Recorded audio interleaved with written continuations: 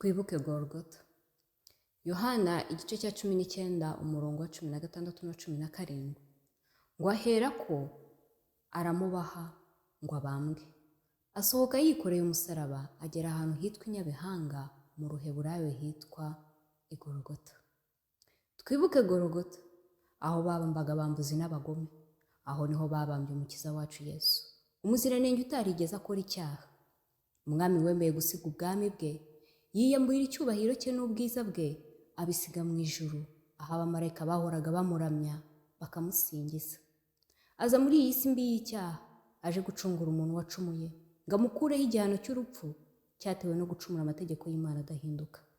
Ariko wa muntu yaje gucungura ntiyishimira cyangwa se ngo aha agaciro imbabazi n'impuhwe yagiriwe n'umwami wamukunze urukundo rurengeye, rwatumye umwana w'Imana yenda akamere k'umuntu, aza kuvukira mu isi mu kiraro cy'inka, abaho ubuzima bwa gikene no kwiyanga, ngo asohoze umugambi mwiza wamuzanye wo gucungura umunyabyaha, njyewe nawe.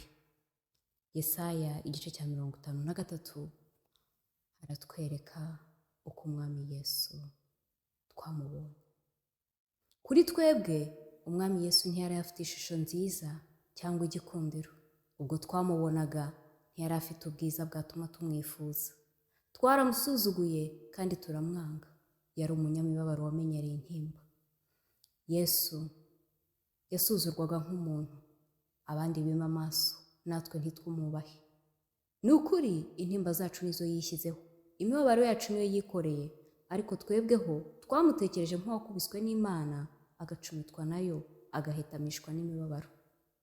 Nyamara ibicumuro byacu nibyo yacumitiwe, yashenjaguriwe gukiranirwa kwacu, igihano kiduhesha amahoro cyari kuri we, kandi imibyimba ye niyo adukirisha. Twese twayobye nk'intama zizimiye, twese twabaye intatane. Uwiteka amushyiraho gukiranirwa kwacu twese. Yararenganye ariko yicisha bugufi, ntiyabumbura akanwa ke, amera nk'umwana w'intama bajyana kubaga, cyangwa nk'uko intama icecekera imbere y'abayikemura, niko atabumbuye akanwa ke. Guhemurwa no gucirwaho iteka nibyo byamukujeho. Mubi igihe cye, ninde witayeho ko yakuwe mu isi y'abazima, akaba yarakubitiwe ibicumuro by'ubwoko bwe? Bategetse ko bambanwa n'abanyabyaha, yari kumwe n'umutunzi mu rupfu rwe, nubwo atagiraga urugomo kandi ntagire uburyarya mu kanwa ke, ariko Uwiteka yashimye kumushenjagura, yaramubabaje ku bwanjye nawe. Twibuke Golgotha, aho babambaga abambuzi n'abagome. Twibuke Golgotha, aho bagiye kubamba umwami wacu Yesu, umuziranenge utarigeze akora icyaha, ahubwo wazize ibicumuro byanjye nawe. Arashinyagurirwa, bamucira mu maso, nyuma yo gucogozwa no gukubitwa virirana umwanya munini, bamwikoreza umusaraba uremereye ku ntugu ze, uwo bari bagiye kumubambaho. Nyamara kubera uburemere bwawo, yagwanye nabo inshuro 3. Abigishwa be bari bamutereranye, ariko umwe utari wareruye arahagarikwa, arawikorera kugera i Golgotha.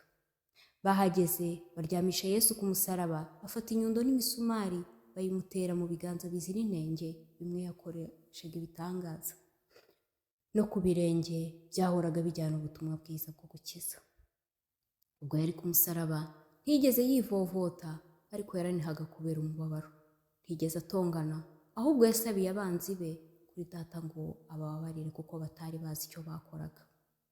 Umwami w'icyubahiro yabambanywe n'ibisambo bibiri, kimwe iburyo ikindi ibumoso, kandi we nta cyaha yari yakoze. Abahisi baramututse, abari babambanywe nawe baramutuka. Yumvisha abatambyi bamucyurira ngo yakijije abandi ntabasha kwikiza. Kristo umwami w'Abisirayeli, manuka uve ku musaraba nonaha tubirebe, twemere, twizere. Kristo yashoboraga kumanuka ku musaraba akikiza wenyine, ariko umunyabyaha ntiyari kubona imbabazi z'ibyaha bye, kandi ntiyari gukurwaho igihano cy'urupfu cyari kimuriho. Satani yari kuba atsinze, kuko yari kuba arogoye inama y'agakiza yo gucungura umuntu. Mu mubabaro we, Yesu yagize inyota asaba icyo kunywa, bamuha inzoga isharira ngo ayinywe, ariko asomyeho arayanga. Abamarayika bananiwe kwihanganira kureba ibyabereye i Golgotha. Izuba naryo ryanga kubyitegereza ririjima. Bidatinze Yesu avuga ijwi rirenga ati, birarangiye. Urupfu rwa Yesu rwatuzaniye agakiza. Nshuti bene data, igitambo cya Kristo cyabayeho rimwe gusa. Mu Baheburayo igice cya 9 umurongo wa 28 ngo niko na Kristo amaze gutambwa rimwe ngo yishyireho ibyaha bya benshi, azaboneka ubwa kabiri atazanywe no kwitambira ibyaha, abonekerere abamutegereza kubazanira agakiza. Mbese twiteguye dute?